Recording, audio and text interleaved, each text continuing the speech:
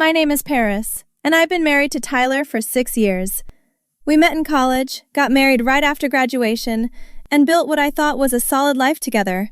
But there was always one problem. Vanessa. "Tyler, can you help me move this weekend?" Vanessa asked during our dinner party, leaning close to him. "I really need a strong man to help with my furniture." I watched my husband's face. He smiled awkwardly. I guess I could." "We actually have plans," I interrupted. "Tyler's helping me with the garage." Vanessa's eyes flicked to me. "Oh, Paris, I'm sure Tyler can spare a few hours for his best friend." That was the first time. Tyler and Vanessa had been friends since high school, long before I came into the picture. The second time was at Tyler's birthday party. "Tyler, remember when we used to stay up all night talking?" Vanessa said. "We had such a deep connection. Not everyone understands you like I do." She touched his arm. Tyler laughed nervously, but didn't move away. "That's nice," I said. "But Tyler and I have that connection now. It's called marriage." The third time happened when Tyler and I had a fight. Vanessa came over last night. Tyler admitted the next morning. She heard we fought and wanted to make sure I was okay. "She came to our house?" My voice rose. "While I was gone?" "She's my friend, Paris. She was just being supportive." "You discussed our private marriage issues with her?" I felt my stomach drop. "Tyler, that's not appropriate." "You're overreacting," he said. The fourth time was at a wedding. Vanessa wore a dress almost identical to mine and asked Tyler to dance. "Just one dance," she said, "for old time's sake." Tyler looked at me. I shook my head. "I should probably dance with my wife," he told Vanessa. That's when I realized the truth. Vanessa was trying to replace me. Every flirtatious comment, every inappropriate touch, every boundary violation, it was all part of a campaign to steal my husband. And Tyler's silence? It enabled her. The fifth time happened last Tuesday. I came home early from work and heard voices in our living room. "Paris doesn't appreciate you like I do," Vanessa was saying. "She's always criticizing you, always controlling what you do." "That's not fair," Tyler said weakly. "I would never treat you that way," Vanessa interrupted. "If you were with me, you'd be happy. Really happy." I stood in the doorway. "If he were with you?" Vanessa's face went pale. Tyler jumped up. "Paris, you're home early." "Clearly." I looked at my husband. "How long has she been saying things like this?" "This is the first time," Tyler started. "Don't lie to me," my voice cracked. "How long, Tyler?" He couldn't meet my eyes. "A few months, maybe longer. I didn't think it was serious." Vanessa stood up. "Paris, you're misunderstanding." "Get out of my house," I said quietly. "Now." After she left, Tyler tried to minimize it. "She doesn't mean anything by it." "She's trying to destroy our marriage," I said, "and you've been letting her." That night, I made a decision. Vanessa wanted to play games? Fine. But I played to win. The next morning, I called my sister Jessica. "I need your help," I said. "Tyler's friend Vanessa is trying to steal him, and I need to document everything." "About time," Jessica said. "What's your plan?" "I'm going to gather evidence. Every inappropriate text, every flirtation, every boundary violation. Then I'm going to expose her to everyone." My first stop was Dr. Rebecca Anderson, a marriage therapist. "Tell me what's happening," Dr. Anderson said. I explained everything. "What Vanessa is doing has a name," Dr. Anderson said. "It's called emotional affair territory crossing. She's systematically trying to replace you in your husband's emotional life." "How do I stop it?" I asked. "You need evidence, boundaries, and consequences," she said. "Document everything and make sure Vanessa faces social consequences for her behavior." "Social consequences?" Dr. Anderson nodded. "Women like Vanessa rely on plausible deniability. They flirt, they push boundaries, but they maintain that they're just friends. You need to remove that deniability by exposing the pattern publicly. Over the next 2 weeks, I became a detective. I recovered old text messages between Tyler and Vanessa from our phone records. Vanessa's always been weird with Tyler, our friend Ashley told me over coffee. The way she looks at him? Not normal. But nobody wanted to say anything. Why not? I asked. Ashley shrugged. Tyler said you were just jealous. My blood boiled. Tyler had been defending Vanessa to our friends. I also started recording conversations. When Vanessa texted, I screenshot everything. Tyler, can you help me pick out a new mattress? One text read. I want to make sure it's comfortable. You know what I like. Another. Remember when we went to that hotel for your cousin's wedding? That was such a perfect weekend. The texts were carefully worded, innocent on the surface, but with clear underlying implications. Jessica helped me compile everything into a presentation. Photos, texts, witness statements, timeline of escalating behavior. This is damning, Jessica said. When are you going to use it? Tyler's birthday party next week, I said. Vanessa will be there, so will all our friends. Tyler noticed I was being distant. Are you still mad about the Vanessa thing? He asked.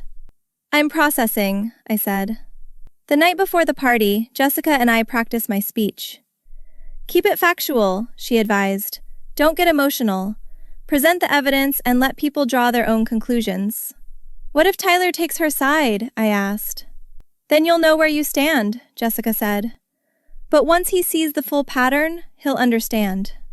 I was about to blow up Vanessa's entire world. Tyler's birthday party started normally. About 30 friends gathered at our house. Vanessa arrived late, wearing a dress that was just a bit too revealing. Happy birthday, Tyler! She hugged him longer than necessary. I got you something special. Inside was a framed photo of the two of them from college. Remember this? Vanessa said. Spring break, senior year? Best week of my life. After dinner, I stood up and clinked my glass. Can I have everyone's attention? The room quieted. I want to talk about friendship, I said. Specifically, what friendship looks like versus what it doesn't. I pulled out my phone and connected it to our TV screen. Tyler, can you help me move? I read from the screen showing her texts. I really need a strong man. More texts appeared. Paris doesn't appreciate you like I do. The room was silent. Tyler's face went red. If you were with me, you'd be really happy, I read another. Vanessa stood up. This is out of context. Paris, you're twisting everything. Am I? I pulled up the photo timeline. Here's you touching Tyler's arm. Here's you positioning yourself between us at a wedding. Here's you showing up at our house alone when you knew I was gone. Our friend Derek spoke up. Vanessa, is this true? We're friends, Vanessa's voice rose. Paris has always been jealous of our history. Let's talk about history, I said. Jessica? My sister joined me. I've watched Vanessa for 6 years, and I've seen every boundary violation Paris just described. Ashley stood up. I heard that too. Vanessa told me last year that Tyler made a mistake marrying Paris. More friends started nodding. Tyler looked at Vanessa. Did you really say those things? Tyler, Vanessa's voice cracked. I just care about you. I've always cared about you. You tried to break up my marriage, I said. Vanessa's face transformed. The sweet act dropped. You don't deserve him, she shouted. I've known him longer. I understand him better. He should have been with me. The room gasped. There it is, I said quietly. The truth. Vanessa, Tyler said, his voice cold. I need you to leave. Tyler, please. Leave. Now. He looked disgusted. I can't believe I defended you. Vanessa looked around the room. Every friend avoided her gaze. She grabbed her purse and ran out, tears streaming down her face. Tyler turned to me. I'm so sorry. I should have seen it. I should have protected you. Yes, I said. You should have. The next morning, Tyler's phone wouldn't stop buzzing. It's the group chat, he said. Everyone's talking about last night.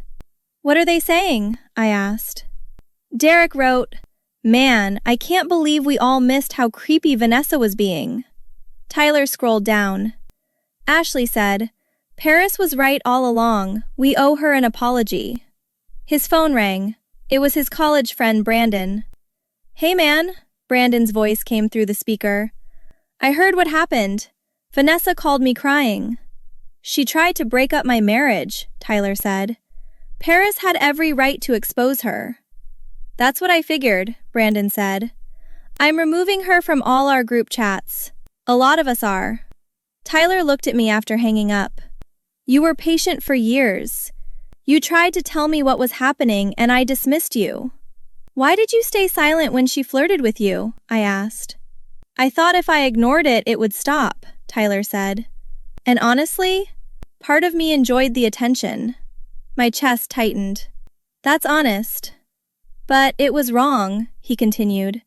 It was disrespectful to you, to our marriage. His phone buzzed again. Vanessa.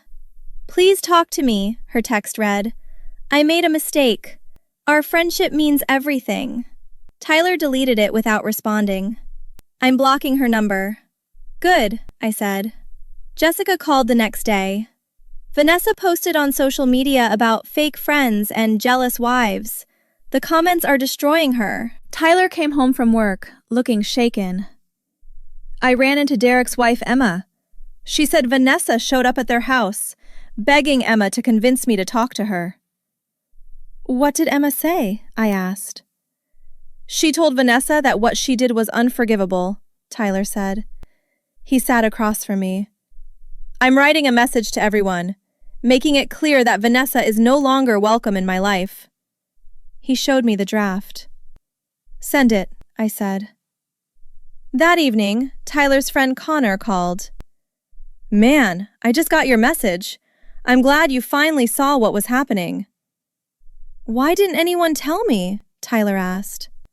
We tried, Connor said, but you always defended her. A week later, Jessica called.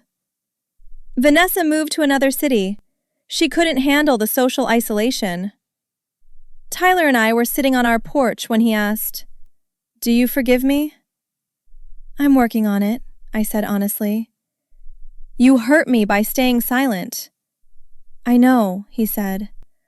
I'm going to spend a long time making this up to you. We're also going to marriage counseling, I said. Non-negotiable.